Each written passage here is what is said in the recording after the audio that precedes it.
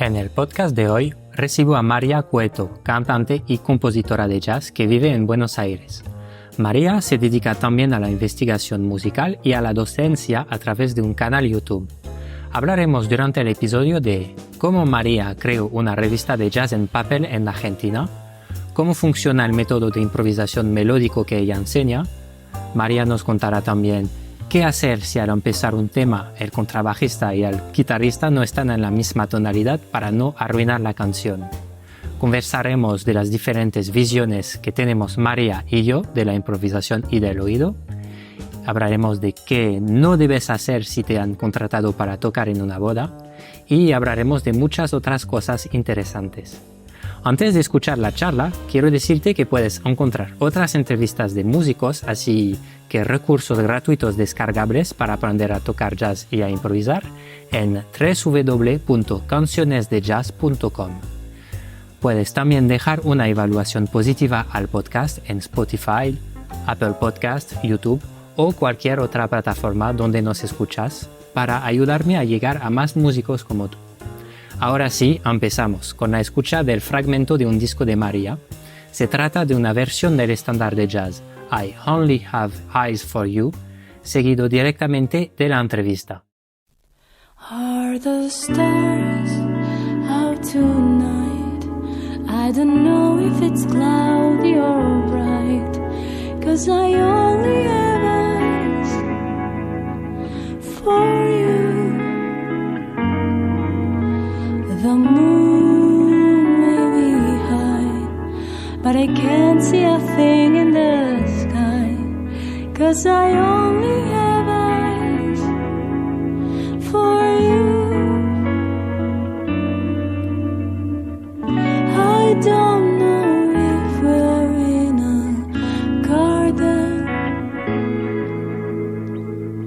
or on a crowded avenue. Dear, you're here, so am I. Maybe millions of people go by, but they all disappear from you. And I only have eyes for you.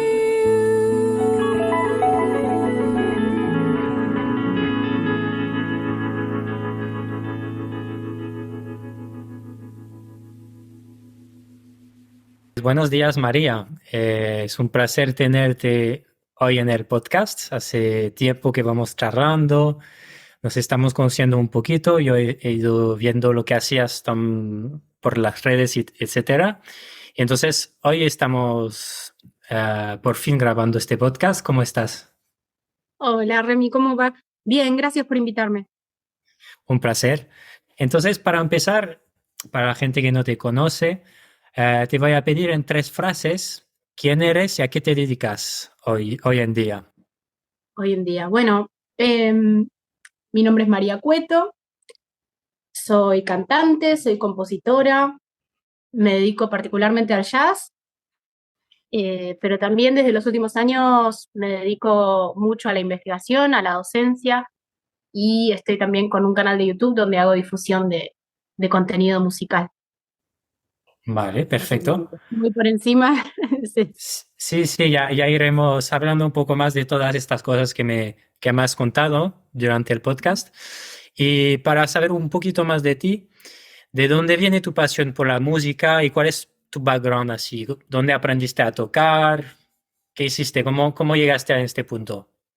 Bueno, fue muy variado porque en mi casa no se escuchaba jazz, ni mucho menos, pero yo desde muy chiquitita tuve contacto con la música. Recuerdo sobre todo con el canto, me la pasaba cantando cuando era chica y mis papás me mandaron a un coro. A los 8 o 9 años ya estaba cantando en coros y haciendo presentaciones, pero siempre muy a nivel hobby, pero algo que amaba mucho. Yo amo mucho también dibujar y pintar, entonces de chica hacía las dos cosas, dibujaba y cantaba, inventaba canciones, todo el tiempo inventaba canciones. Tengo una facilidad muy grande por hacer canciones en 2 minutos y no sé si buenas o malas, pero hacerlas. desde chiquitita. Después, de adolescente, empecé a escuchar un poco más de música más profunda, empecé a escuchar rock de los 70 que me apasionó muchísimo. Y en paralelo fui escuchando otras cosas como la ópera, entonces fui ampliando mucho mi rango de escucha. En el medio que siempre seguía cantando en el coro del colegio, en el coro del colegio secundario, siempre fui em, estando en contacto de alguna manera. A los 16 sí tengo mi primer banda, que era corista de una banda de rock, donde me hice percha a la garganta porque mi garganta no estaba preparada para cantar coros de rock en tonalidades que no eran, etcétera, etcétera.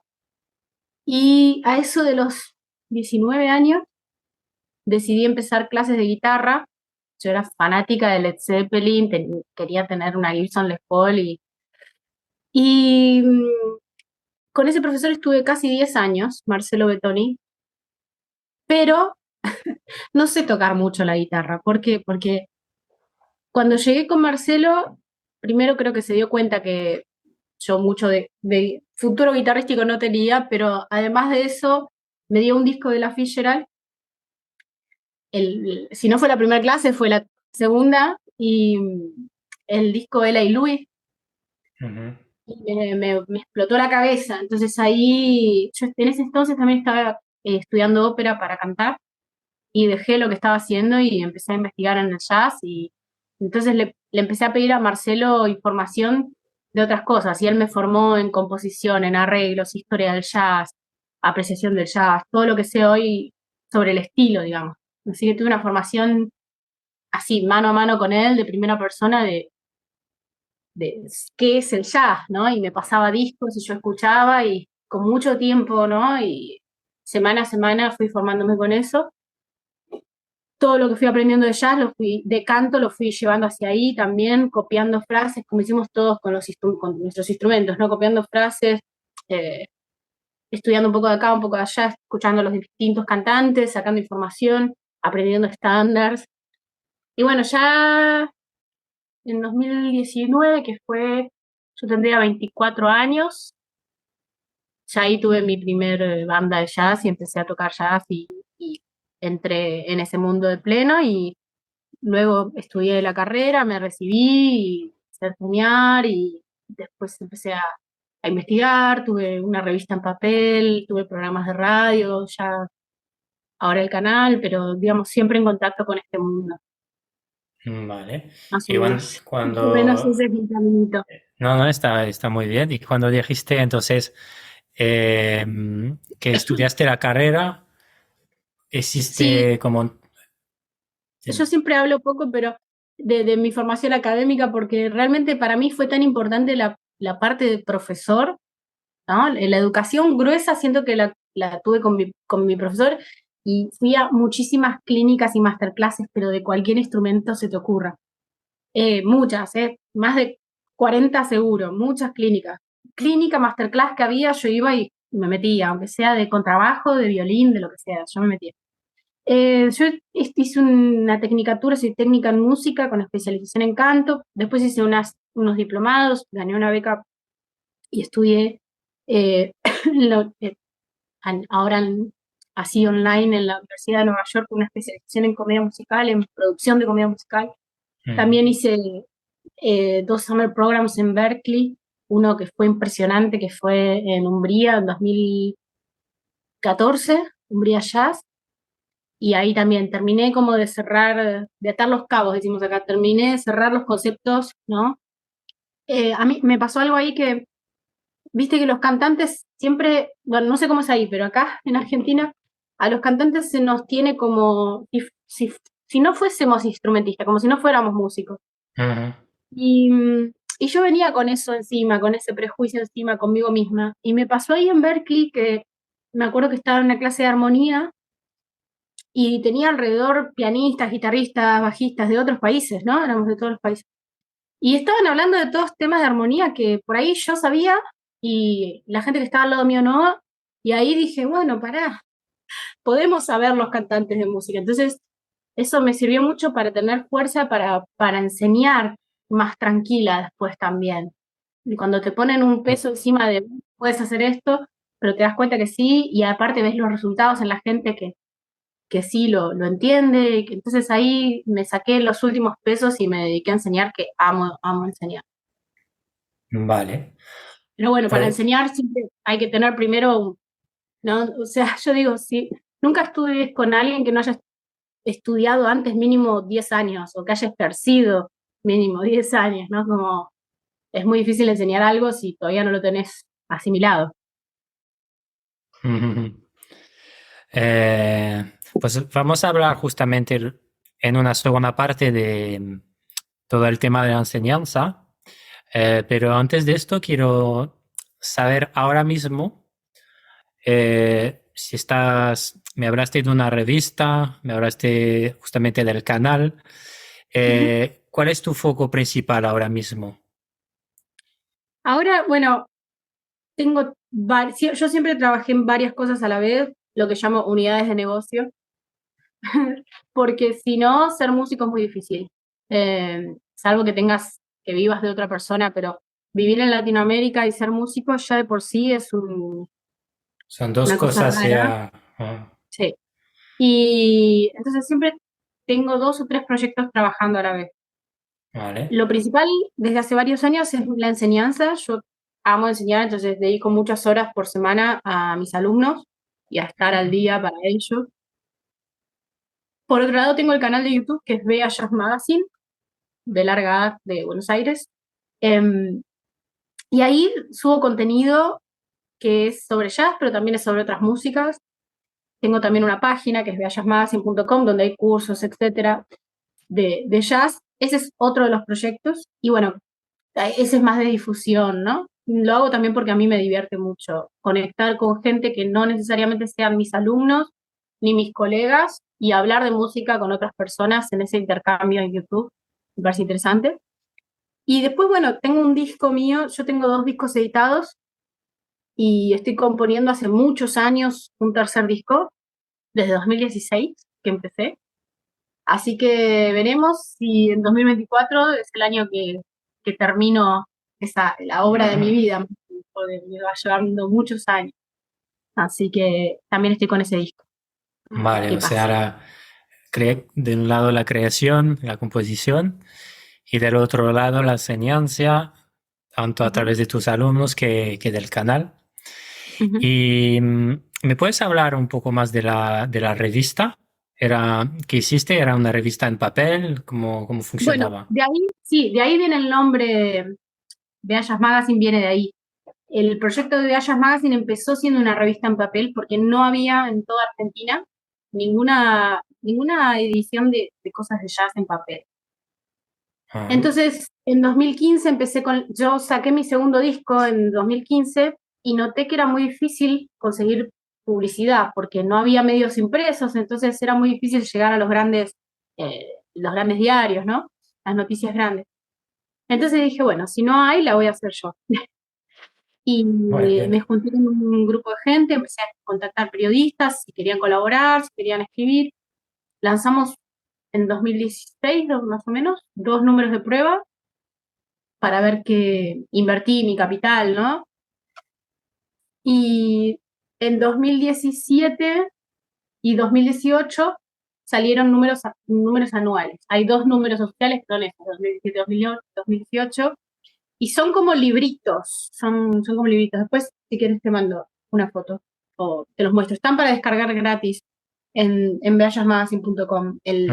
la forma digital. Pero bueno, fue interesante más que por la revista en sí, que quedó muy bonita por el diseño. Fue interesante porque se reunieron periodistas de todo el país. Yo pedía colaboración por mail, por todos lados, y bueno, mi trabajo era editarlo, ¿no? Tenía, no sé, 200 textos y que tengan una lógica, pero fue un resultado muy bueno. Después, el segundo año gané una beca para poder sostenerlo económicamente, y ya después me di cuenta que el mundo se estaba yendo a lo digital y que no, no, no valía el esfuerzo o sea, la gente no le interesaba tener el material físico. Entonces Mm. dije, bueno, vamos a transformar esto no en una revista de noticias como era, sino en un canal que hable de jazz. Y ahí en 2019 arranqué a full con los videos en YouTube. Y me ¿Y siento cuál? muy cómoda en ese viraje. Perdón, ya que te perdí. Y Bueno, esto es lo que yo te pensé que escucho, diga. ¿no? Vale. ¿Y Eh, cuál fue la reacción de los músicos argentinos con esta revista?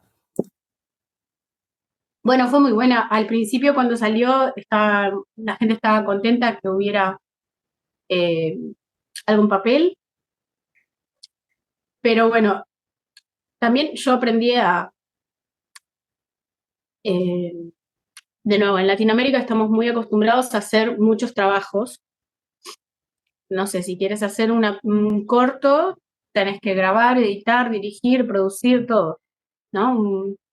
Eh, y yo me di cuenta que si bien tengo una formación en letras informal, no quería yo seguir siendo editora porque no es mi sueño. Ujú. Entonces, probablemente termine ahora, estoy escribiendo unos libros sobre jazz y probablemente edite cosas. Mira, yo tengo, a ver si te puedo mostrar, tengo muchos. ¿Se da vuelta aquí? No, bueno, no, ahí. Tengo muchos libros de jazz. Tengo Mm. otra biblioteca exactamente igual del otro lado de la casa. Tengo, no sé, ci- cientos de libros. Entonces leo mucho desde que estoy muy chiquita y escribo desde que estoy chiquita. Entonces la revista tenía lógica en ese sentido conmigo, pero después me di cuenta que era precisamente ocupaba todo mi espacio creativo, laboral, todo, Mm. no tenía ningún tipo de rédito económico y tampoco se sentía que era el momento para que ese proyecto continúe cuando todo el mundo ya estaba virando hacia YouTube. Y Mm. bueno, mejor, después justo vino la pandemia y ya hubiera sido insostenible. Así que fue justo antes de la pandemia que hicimos les agradecí a todos, pero seguí en solitario con el canal. Mm. Y de hecho, lo que contabas de que lees muchos libros sobre jazz, etcétera, eh, yo no sé si es algo muy común en los músicos, por lo menos, y yo no, no estoy interesado tanto en el lado de la historia,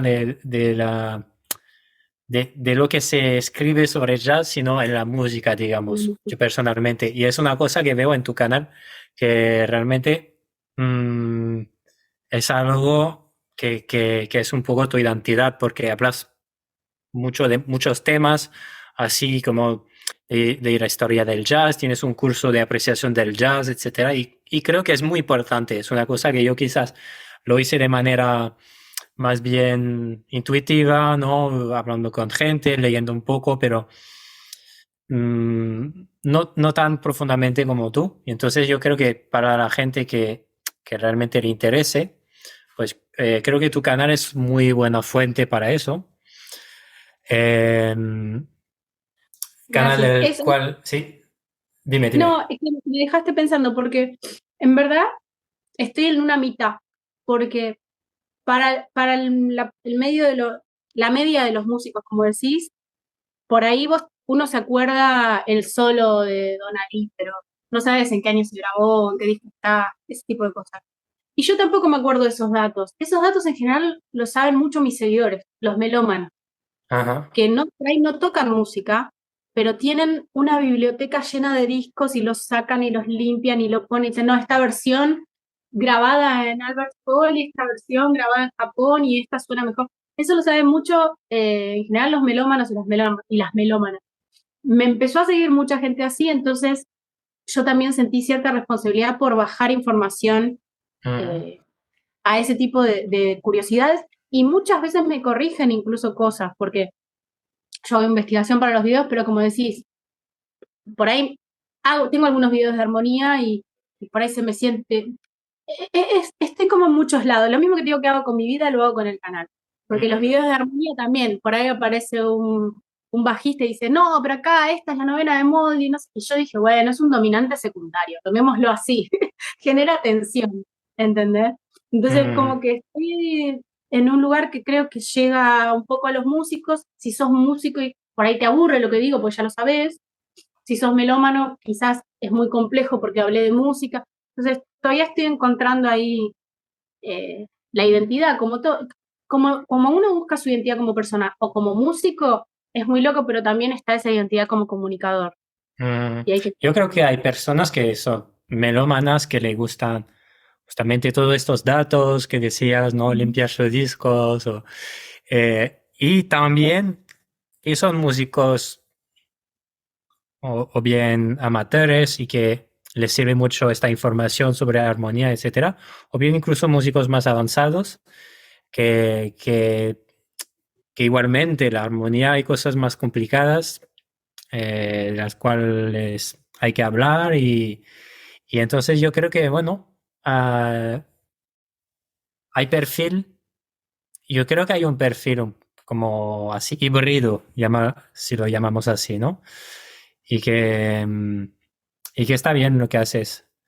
Um, Antes de ir un poco más hacia la enseñanza y Ujú. el canal, etcétera, quisiera hablar un poco más de Argentina, de Buenos Aires. ¿Cómo está la escena jazzística allá? Bueno, Argentina es un país muy grande, muy grande. Eh, no hay tanta noción en el mundo de eso, pero es muy grande, muy Ajá. grande. Por ejemplo, yo las veces que he ido a Europa, quizás en 2 horas estaba en otro país. Acá, si vos querés ir de una punta del país al otro en auto, tardás 2 días. Sí, Es sí. muy grande, muy grande. Entonces, tiene regiones diferentes y tiene focos diferentes de cultura.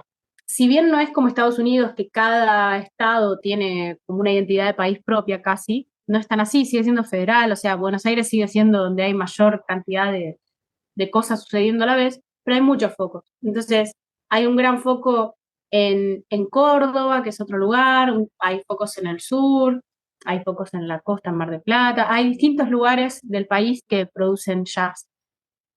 Poco, como siempre, nunca fue algo popular, pero hay. Y hay festivales en el país que suceden, y festivales públicos, y juntan gente, o sea, la gente que no consume jazz durante el año va a los festivales cuando son públicos. Entonces, de a poco ahí se va metiendo en la sociedad. Yo siento que en mi corta vida noto que hay como un vaivén siempre. Por ejemplo, en 2011, en esa época había muchísimo jazz. Salías a la calle en Buenos Aires y tenías 3, 4 shows por noche de muy buena calidad. Después bajó, después volvió a subir, va cambiando. Lo que sí noto en estos últimos años, ahora, es que hay mucha gente joven tocando jazz. ¿Por qué? Muy bien. Porque recién, ahora hay carreras de jazz en las Ujú. facultades, especializaciones en jazz, muchos maestros. Ahora es muy fácil conseguir a alguien que te enseñe jazz. Eh, Hace 20 años no. La gente que hoy tiene 50 se tenía que ir afuera para estudiar jazz. En mi caso, yo ya estudié de esa gente que hoy tiene 50, 60 años. Y las generaciones más chicas que hoy tienen 20 o 15, ya tienen varias generaciones con quienes estudiar dentro del país. También pueden viajar, ¿no? Y también está internet. Entonces, lo que noto es que hay mucha gente muy joven tocando bien y eso hace que haya cosas intergeneracionales. O sea, ves gente que en una misma banda tenés un trompetista que tiene 60 años y la pianista tiene 19 y el contrabajista tiene 30. Eso es muy interesante, antes no lo había visto.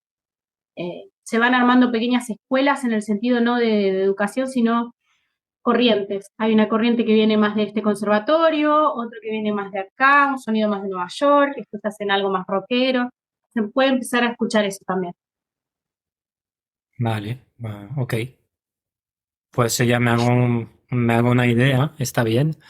Digamos que es Sí. como emergente de un lado, ¿no? Y yo he visto muchos músicos de jazz argentinos tanto cuando estaba en París, ahora en Barcelona, sé que hay algunos en Estados Unidos Sí, y supongo que también este va y viene puede ser también un poco de esto, ¿no? A lo mejor músicos que se forman en Argentina, luego que van viajando, que se van al exacto, país, a lo mejor que vuelvan, etcétera, exacto. ¿no?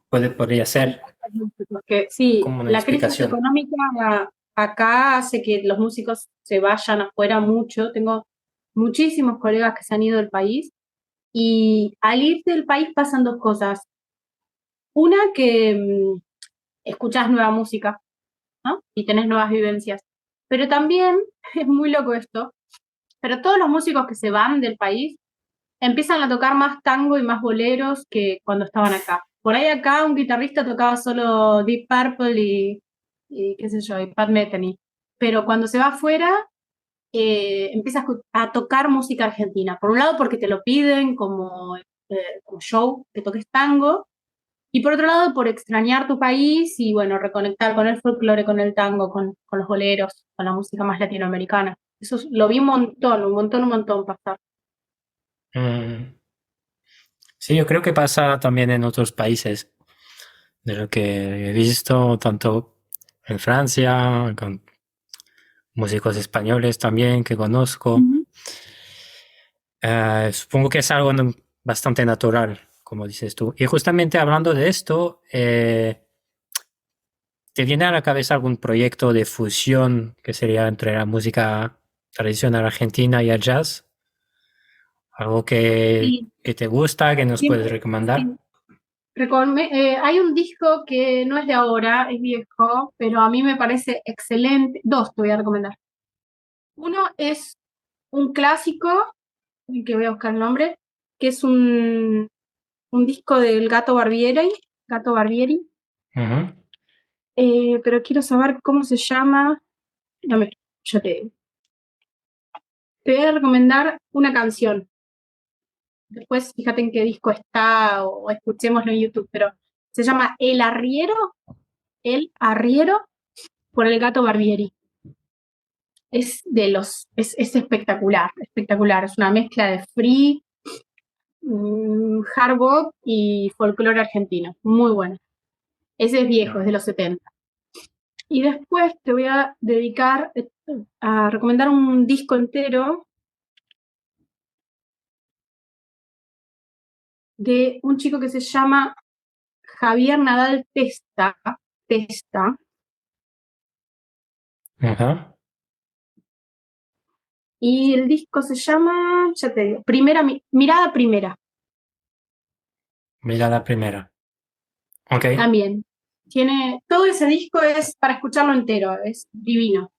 Ahora está haciendo música electrónica, creo, nada que ver, pero ese disco es genial, genial. Ok. Él es del interior creo que es de Corrientes, creo, no me acuerdo. No, de Tucumán. Él es de una provincia muy chiquita, se llama Tucumán. Y tiene una carga de toda esa música tucumana, pero parece una big band de jazz, es impresionante. Los arreglos de los vientos, muy bueno. Mm. Esos dos te recomiendo. Un clásico como el de El Gato Barbieri y el de Javier. ¿Y Guillermo Klein? Ah, Sí, él ¿qué hace mucho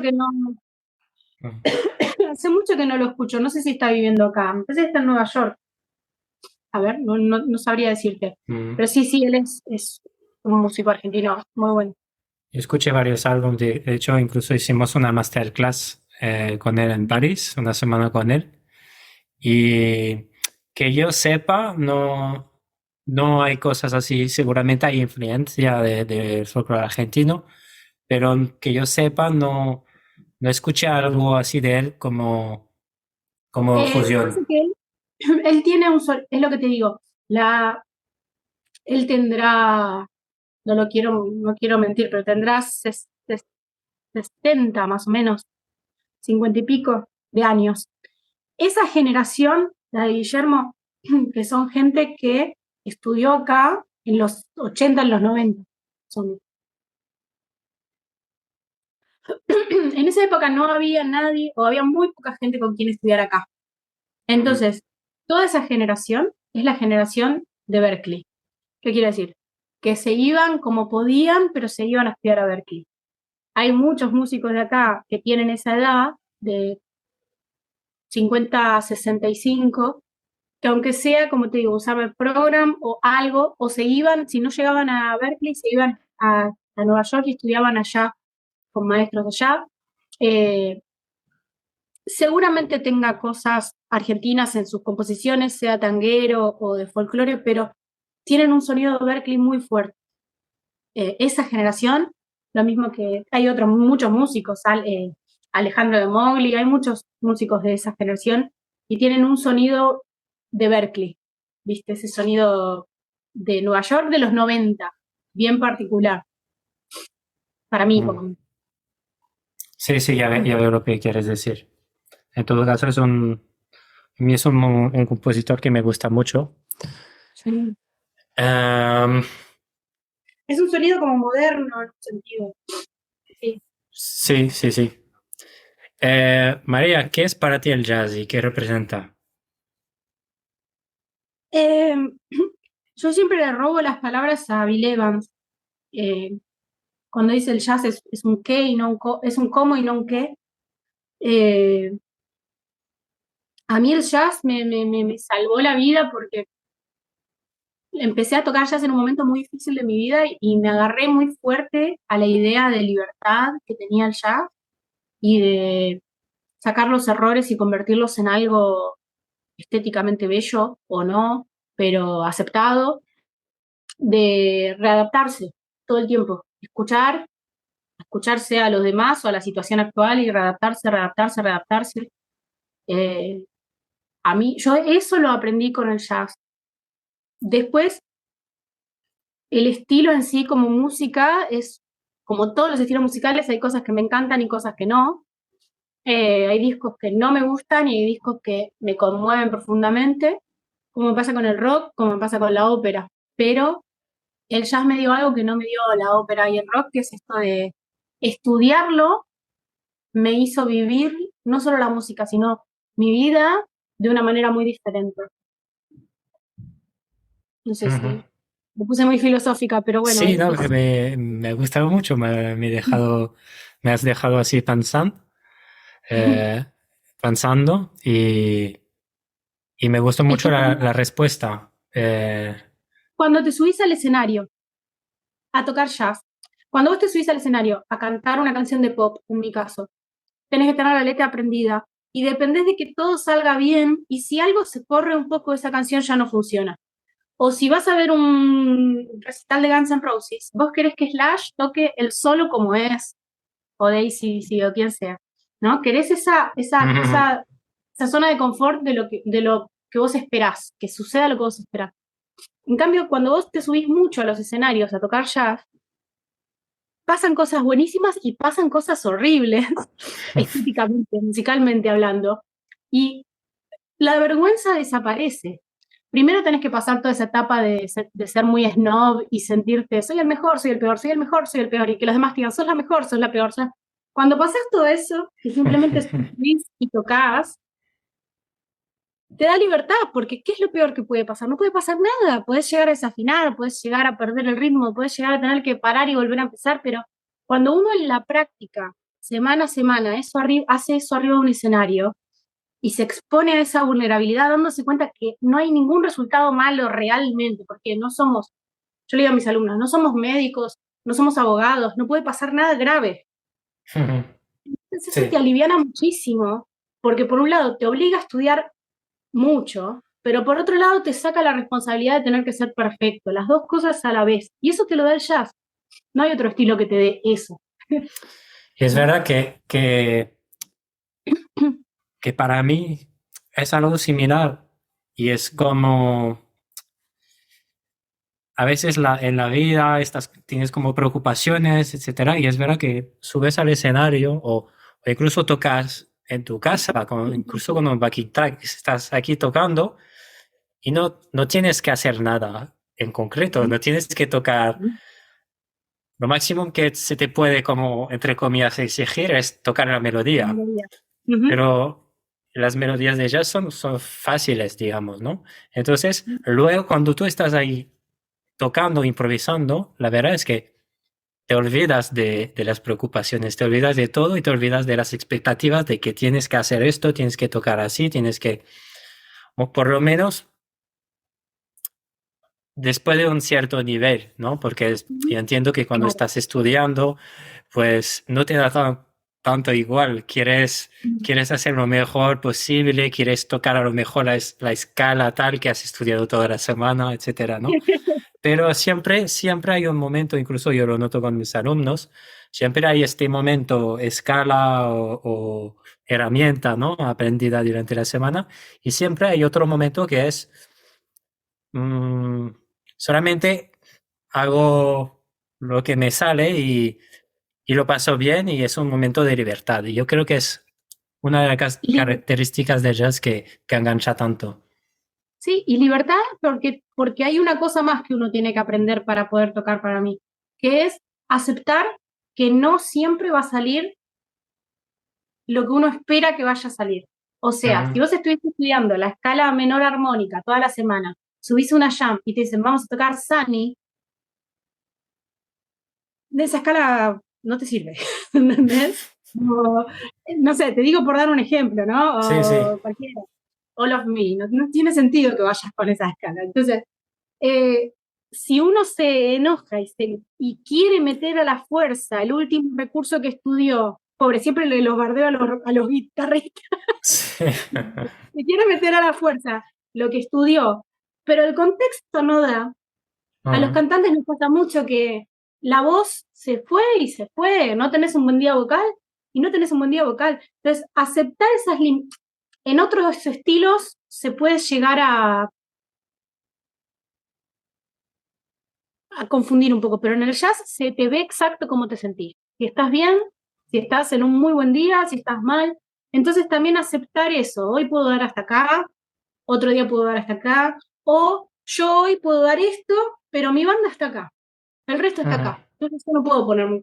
Para mí todo eso te enseña a vivir a la larga, más que a tocar nada más. Sí, la resiliencia, estar, Ujú. adaptarte al momento. Exacto. Sí, A sí, tener es verdad, es tacto, verdad. a tener Sí. tacto con los demás. ¿Viste la gente que están todos tocando una balada y salta con un solo que no tiene nada que ver? Bueno, eso el jazz no te lo perdona, el público no te lo perdona eso. Mm. Que toques, y tampoco al revés, que toques poco cuando el tema está prendido fuego. Entonces, te obliga a salir de tu idea preestablecida de lo que querías tocar y tocar lo que hay que tocar, poner la música primero. Sí, sí, el contexto lo es todo. Ah, vale, entonces ya estamos un poco hablando ya del tema, pero ¿qué es para ti lo más importante o lo importante a la hora de transmitir la improvisación cuando lo enseñas a tus alumnos o alumnas? Bueno, es muy diferente si es una clase individual o una clase grupal, muy diferente. O sea, un video, una masterclass o una clase grupal o algo individual. ¿Por qué? Porque si es individual, uno puede trabajar con la personalidad de la otra persona. Hay músicos que son más extrovertidos y que están más cómodos con ser muy virtuosos, y hay, o sea, que tocan semicorcheas por donde haya, y otros que se van a quedar más siempre en la zona de confort, por decirlo de una manera, y tocar melodías dentro de la tríada muy cortitas, ¿no? En la misma forma de la melodía original, etc. Entonces, bueno, si es uno a uno se puede trabajar más fácil, ir para un lado, para el otro. Pero después, en general, si no, para mí lo más importante, eh, sea grupal o individual, es saber que la improvisación tiene un contexto, que no es sobre la nada que uno lo hace. Yo siempre digo lo mismo. Improvisar es charlar, pero sobre algo que uno conoce, no ponerte a hablar de algo que no tenés idea. Entonces, por ejemplo, si vamos a improvisar sobre una forma de blues, es una cosa, y si vamos a improvisar sobre All of Me, es otra. Si estamos sobre la forma de blues, bueno, voy a tener que de a poco ir pensando mientras voy improvisando una especie de melo base. Una especie de melo base que me va a llevar a la improvisación. Que no es necesario que sea una melodía de 12 compases, pero sí, aunque sea un patrón o un leitmotiv, que plantee una especie de comienzo y de final a mi improvisación. Y en el medio lo puedo desarrollar. Para que no sea 100% vertical la improvisación, que no sea acorde sobre acorde y que escuche tararira, pararira, pararara, pararara. Bueno, embole, sino. Por ahí en algún momento de la improvisación puedo hacer el switch y moverme al pensamiento puramente vertical, ¿no? Pero tratar de encontrar patrones melódicos y poder desarrollarlos, sobre todo para dar esta idea de comienzo, cierre y una evolución del discurso. Y si es sobre All of Me o sobre cualquier estándar, bueno, obviamente saber la melodía, primero que nada, aunque sea saberla más o menos, pero saber la melodía, tener en claro la tonalidad, parecen pavadas, pero hay mucha gente que no lo hace. Entonces, antes de ponerme a improvisar, dar una vuelta a los acordes, escuchar la tonalidad y tratar de hacer este equilibrio entre lo vertical y lo horizontal, ¿no? Tratar de cada tanto tocar notas de la melo, pero también escaparme un poco de eso. Una herramienta para mí básica es el pacing, ¿no? Tratar de entrar y salir de los compases donde hay melodía o silencio. Entonces, un primer consejo que siempre doy es eso, bueno, improvisá primero donde está la melodía y contestate donde está el silencio. Después callate donde está la melodía y solo improvisá donde están los silencios de la melodía. Después hace un poquito y un poquito. Empezá a tocar la melodía, callate en la mitad, volvé a tocar en los silencios, seguí tocando donde está la melodía, ¿no? Empezar a caminar, pacing, ¿no? Viene de deambular, de caminar, empezar a caminar no solamente la melo, sino las estructuras de donde están los silencios de la melodía, ¿no? Como verás, es un approach muy melódico para mí de la improvisación, porque claramente soy un instrumento melódico.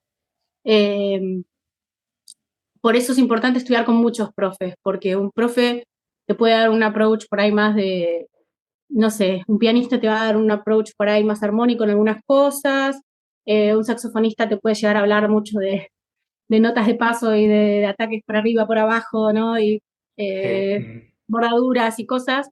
Y bueno, cada uno tiene un approach diferente. Para mí lo importante es eso, siempre tener en cuenta la melodía. Y si no hay una melodía, tener en cuenta la armonía y crear una especie de melodía de base para eso. De melodía de base te refieres a como que crear melodías que conecten los acordes y No como que necesariamente sea un... es como un lugar más inconsciente. Yo parto de la base de que si vos querés improvisar, vamos a improvisarlo con lo que ya tenés en el inconsciente, con lo que ya estudiaste. Entonces, si voy a plantar eso, un blues de 12 compases, ¿no? No,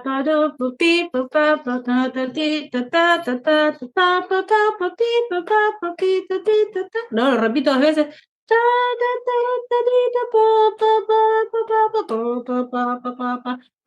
Eso tiene que estar en mi cabeza. Si yo no sé la estructura del blues en mi cabeza. Y ahí planteé una melodía. Esto es tu melodía base. Claro, Esto es lo que malísima, te refieres, vale.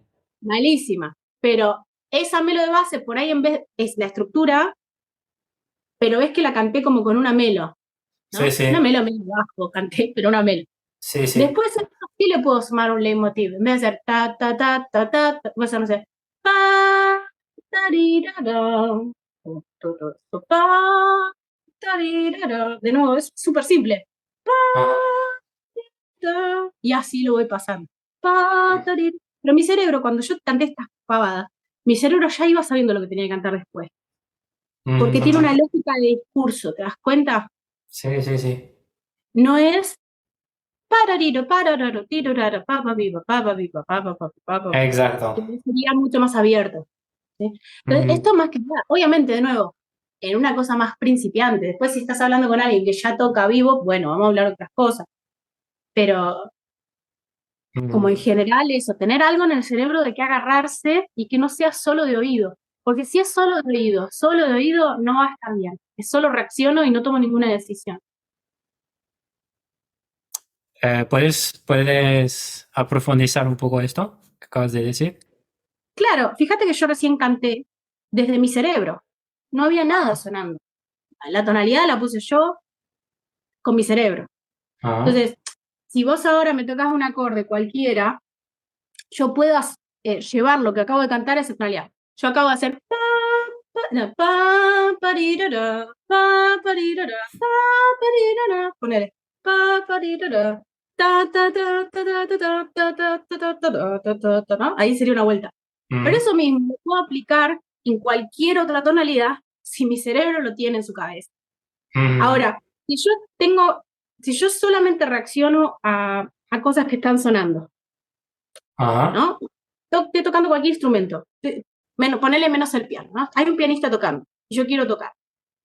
Y por ahí el tipo no va a tocar primero, primero, primero, primero, primero, cuarto, no va a hacer eso, va a meter 10 millones de acordes con inversiones, que es lo que pasa con un pianista de jazz que toca hace mucho, o con un guitarrista, ¿no? Con un instrumento armónico, no te va a tocar la tónica, no te va...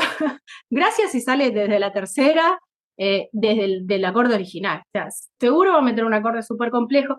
Entonces, es muy difícil tratar de seguir acorde por acorde a otro músico que está tocando algo tan complejo, ¿entiendes? Entonces, hay que escuchar, para mí lo que hay que escuchar es la tonalidad. Con la tonalidad crear melodía, no con la cadencia de acordes que está sonando. No sé si se entiende. Sí, sí, como algo más global. Te puede dar los grados que son, o sea, te puede ir guiando el discurso en los grados, por ejemplo, recién en los 12 compases, tenés que saber más o menos la estructura, saber dónde va a ir la tensión, dónde no. O sea, no le vas a querer pelear al quinto grado ese en la zona de máxima tensión del solo. ¿Me entendés a lo que voy? Pero, si justo ahí el pianista no puso un dominante y puso un sus4 porque estaba mirando a la pared, pasó una chica linda, la miró y te sacó toda la atención. Y bueno, vos buscás de tu melodía ponerlo, no estés reaccionando a lo que toca el otro. Mira, te doy un ejemplo para que me entiendas.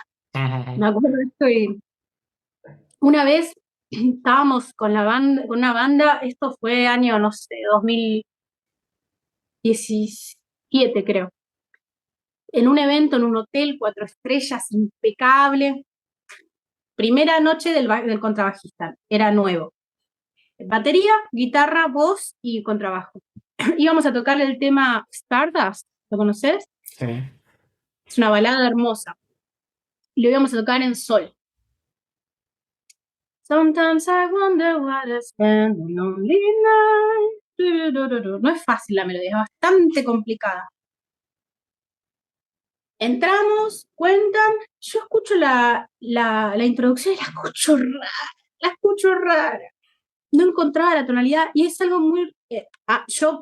tengo un montón de errores, desafino, mil cosas, pero que no encuentro la tonalidad es raro en mí. Yo noté que algo raro había. El contrabajista empezó a tocar el tema en fa. El tema estaba en sol. O sea, yo tenía la guitarra tocando todo el tema en sol y el bajo tocando todo el tema en fa. ¿Qué te puedo decir? O sea, y no era un tema de free que ya fue, no importa. ¿Entendés? Una balada recontra lenta. Entonces ahí lo que tenés que hacer es, tengo que mutear una parte de mi oído. No puedo irme con lo que está sonando. A eso me refiero con lo de que no improvisen de oído. ¿Me entendés? Es un equilibrio. Es un equilibrio. Yo escuché la tonalidad de sol, dije, bueno, esto ¿Y que qué está haciendo hiciste? el bajo, ¿Cantaste en fa sostenido, entonces? no, la respuesta fue mucho más bizarra. Invoqué a mi Frank Sinatra interno y casi que la canté hablada. Entonces, porque era lo único que iba a funcionar. Porque cantarla en sol íbamos a quedar todos desafinados. Cantarla en fa era una locura porque no tenía la armonía tampoco, la habíamos hecho. Entonces agarré y en vez de hacer Sometimes I wonder why I spend the lonely night, agarré y empecé Sometimes I wonder why I spend the lonely nights thinking of it. Y la empecé a llevar así. Hicimos un coro y se cerró. Y nadie se enteró. Después nunca más tocamos con ese contrabajista, pero lo resolvimos para el evento. Pero lo que ves, era imposible cantar en cualquiera de esas dos tonalidades, porque estaba sonando algo que afuera no se notaba tanto, porque de última, la disonancia entre el contrabajo y la guitarra la escuchaba alguien que sepa. El público no. Viste que el público que no sabe de jazz ve un contra y dice, bueno, suena bien. ¿No? Como que hay instrumentos que. Hay instrumentos a los que se les permite más la disonancia.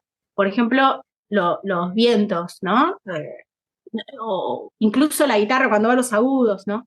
Ahora, el cantante no puede entrar todo el tema calado, no puede. No está bien Sí, para el sí. estilo, no está. Entonces, bueno, pero a lo que voy es eso, que a veces, si uno solo depende del oído, no toma decisiones estéticas, reacciona nada más. ¿Entendés a lo que voy? Yo para darme cuenta de todo lo que estaba pasando tuve que tener el oído entrenado, pero también la cabeza entrenada para ver, ok, acá hay algo que no va a funcionar. Y la Vale, decisión ahora acabo de entender lo que quieres decir con esto. Porque yo me estaba preguntando en plan, ¿pero por qué dice esto? Porque yo tenía como, de algunas cosas que has dicho, tengo una visión un poco diferente, Ajá. que ha sido justamente en esto, yo creo que está bien reaccionar justamente con el oído cuando pasan cosas, aunque Ujú, no sabes exactamente lo que está pasando en un primer plano, ¿no? Yo claro, creo que el oído va más rápido que la cabeza, menos rápido. bueno. Entonces El hay tema es que cosas sí, por ejemplo, cuando estás tocando con alguien, el pianista que cambia el acorde o el batería que hace un ritmo y te da una idea, pues puede ser bien que tomarla, reacciones, ¿no? obvio, Sí, tomarla, seguirla, reaccionar a eso. Pero vos en algún momento tenés que poder volver sí, al tema. Y sí, para sí, eso ya. necesitas el Yo cerebro. creo que hay que acomodar un equilibrio Y todos entre nos vamos, pensar, tener tu idea, claro, es como hablar con otra persona, ¿no? Tú estás hablando, tienes tu idea, pero si el contexto se va por otro lado, tú también pillar ideas de esto y si quieres, pues reconducir hasta hacia tu idea, ¿no? Pero tal cual. Y en es eso, esto, leer el sí, contexto que decías antes, leer el contexto. Hay exacto. contextos donde recontra da para irse y otros que no. Mm, Hay canciones que da para hacer una super experimentación y otras que no. No lo vas a hacer en Fly Me to the Moon, en sí, un sí, sí. casamiento. ¿Entendés? Lo vas a hacer a eso, voy. Hay cosas, hay ejemplos y ejemplos. En una jam tocando sobre el tema de Sonny Rollins, bueno, vamos, ¿no? Es como, eh, Mm, eso sabes que también lo vi mucho, ¿eh? Y eso son decisiones que tenemos que tomar los músicos. Por ejemplo, imagínate que vos estás en una etapa de tu vida que estás tocando algo súper experimental y te gusta tocar cosas súper disonantes y estás con eso. Y te llaman para un evento, para un casamiento, por ejemplo. Y sí. vos decís, pero esto no es lo mío, porque esto no es arte. Entonces vas y te pones a tocar súper disonante y le arruinás el casamiento a la persona, Sí, sí, sí. le arruinás el evento a tus colegas y tampoco estás haciendo la música que vos querés hacer. Es un no para todas esas cosas. Entonces, o, o tocas lo que hay que tocar en ese evento o decidís decir que no. Decir Mm, que no da mucha libertad. sí, Aprender a sí, decir sí, que no sí. a un montón de cosas de la música. No tenemos, ni vamos a poder tocar todo. Y al Ujú, revés, solo tocas en eventos y de repente te subís a una jam donde están todos improvisando, bueno, te vas a sentir un poco fuera de onda. Hay que probar y hay que tratar, obviamente, ¿no? Pero digo, no, hay muchas maneras de tocar jazz también. luego es un equilibrio, yo pienso, porque yo creo que es como en la cocina, para decir algo, ¿no? Si tú estás haciendo, no sé, una pizza tradicional, ¿vale? Si le pones algo, un ingrediente inesperado, que no sea toda la pizza, ¿no? Que sea una pincelada de algo, ¿no?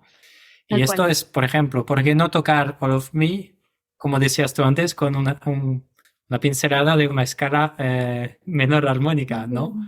O Ujú, una pincelada de free jazz en un momento, aunque la base esté tocando Dixieland o Jazz ujú, Manouche, ¿no? ujú, Pues es una cuestión de equilibrio, ¿no? Luego, ujú. hay quien se mete en un concierto de 1 hora o 2 horas de free jazz totalmente y le va a gustar. Pero, Ujú. por ejemplo, en mi caso, el free jazz me gusta si es dentro de un contexto, una canción que no es free, por ejemplo, y hay un pequeño momento que para hacer subir la tensión, pues hubo en el solo una herramienta de free jazz, ¿no? Algo más totalmente libre, un grito, algo, un efecto o algo, pero que dentro de la canción hubo un Funciona. equilibrio, ¿no? El contexto estaba ya presente y luego hubo como un poco de locura, que Ujú. esto me gusta, ¿no? Pero es una cuestión de equilibrio para Obvio, mí. son todos pensamientos. Eso es lo interesante del jazz también para mí, que te da toda la vida y que para toda la vida para pensar y reflexionar. Y probablemente cuando tenga dentro de 20 años piense distinto y dentro de 40 años piense Ujú. distinto. Y está bueno porque te acompaña y acompaña tus creencias en el momento también, tus creencias Sí, estéticas, sí, artísticas. Eh, sí, totalmente de antes, acuerdo. sí, sí, sí. Por ahí antes yo era más rígida y quería que salga todo perfecto, después lo aflojé. O sea, todas esas cosas tienen que ver también con la edad, con Ujú. lo que uno le pone al proyecto, etcétera. Totalmente, totalmente. Ah, María, ¿dónde podemos encontrarte y saber más sobre tu trabajo, lo que estás haciendo? ¿Redes Bueno, sociales o...? Sí. sí, en redes sociales estoy como María Cueto y también como Bea Jazz Magazine. En Bea Jazz Magazine van a encontrar casi todas cosas hablando de jazz y de música y estas conversaciones así, cosas nerds sobre música, sobre filosofía de la música. Y con mi perfil personal en María Cueto van a encontrar mi vida artística, más que nada eso, las clases y mis discos. Estoy en Spotify como María Cueto, en YouTube. Así que soy una especie de spam, así que si ponen en Google mi nombre va a aparecer, por suerte. Vale, perfecto, perfecto. Igualmente pondré algunos enlaces Bárbaro, sí. en la descripción del podcast.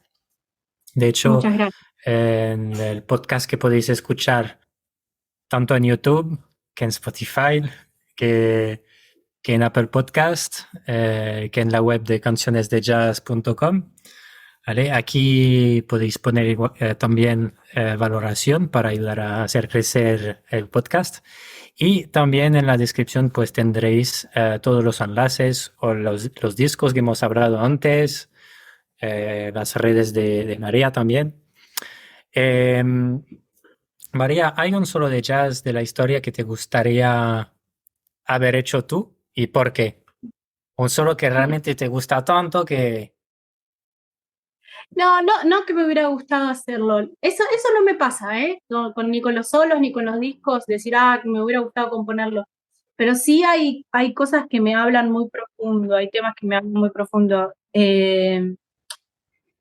Todas las baladas de Coltrane me parten la cabeza. Sí. Coltrane en su amplia experiencia. Hay varias, no sé, de los solos de... El disco que está Coltrane con Johnny Hartman, en ese disco hay unos solos de Coltrane impresionantes. My One and Only Love, por ejemplo. Eh, o You Are Too Beautiful. Hay unos solos ahí impresionantes. Ese disco lo gasté. ¿Lo conoces? Es hermoso este disco. No, no, no. Uy, escúchalo, después te lo paso, si no. Johnny Hartman es un cantante que cantaba muy grave y tiene una voz muy elegante. Y con Coltrane es una locura. Ese disco es Vale. Y después también hay un tema hace unos años, que me está partiendo mucho la cabeza, y ahora, bueno, justo falleció, que es la versión de Tony Bennett y Bill Evans de My Foolish Heart. Ah, sí, sí. Lo que hace Bill Evans, bueno, los dos, Tony Bennett la rompe, pero lo que hace Bill Evans ahí, como puntaje de solos, me parece tremendo, tremendo. Mm. De nuevo, sin irse de la balada, sin irse de la sensación de la balada, mete una cantidad de data que decís, ¿cómo puede ser esto que hablábamos, de leer el contexto? ¿Cómo puede ser que meta tanta cosa y que quede tan delicado? Es impresionante, impresionante. Mm. Sí, sí, sí. Que me gusta mucho esta versión también. Me quedaría hablando un rato contigo, pero bueno, a lo mejor habrá que hacer un Pero segunda episodio parte. 2. Sí, para mí es Dime. muy importante estos espacios. Yo, eh, más allá de hablar de jazz y de música en general, al ser docente lo que me pasa es que siento que hay que hacer como una revolución cultural de aguantar un poco todo esto que está pasando de lo único que importa son ver videos de 15 segundos y toda información que vean en internet es verdad, ¿viste? Los chicos ahora, cualquier cosa que vean en internet que tenga muchas vistas, lo toman como una verdad.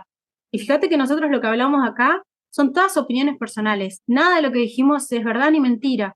Y poder tener conversaciones dando opiniones sobre el arte y que uno diga una cosa, el otro lo responda, quedarse pensando, tomarse el tiempo, repensar, sugerir otra cosa, eso es un ejercicio que hay que hacer y hay que seguir haciendo porque para mí es muy importante en este momento de la historia. Los chicos y las chicas están consumiendo cada vez música que es más igual, o sea, las bases son literalmente iguales, las melodías son muy básicas, las letras ni hablar. Entonces, los cerebros se están achatando. La capacidad de atención, que antes era de 3 minutos en una canción, ahora pasó a 15 segundos y de material repetido, repetido, repetido. Entonces, este tipo de videos, van a ver en mi canal que mis videos también son a veces de 50 minutos. Es como el que quiere escuchar, que escuche y trabajemos en los cerebros y hablemos sin que haya una verdad absoluta, pero discutiendo sobre bases de gente que, como vos, como yo, que estudiamos, que hablamos desde nuestra experiencia, pero con una base teórica. Bueno, para mí es material que hace bien a la sociedad, hay que seguir haciéndolo. Sí, sí, estoy de acuerdo, estoy de acuerdo. Es verdad que Que estamos viejos. sí, no, que sí.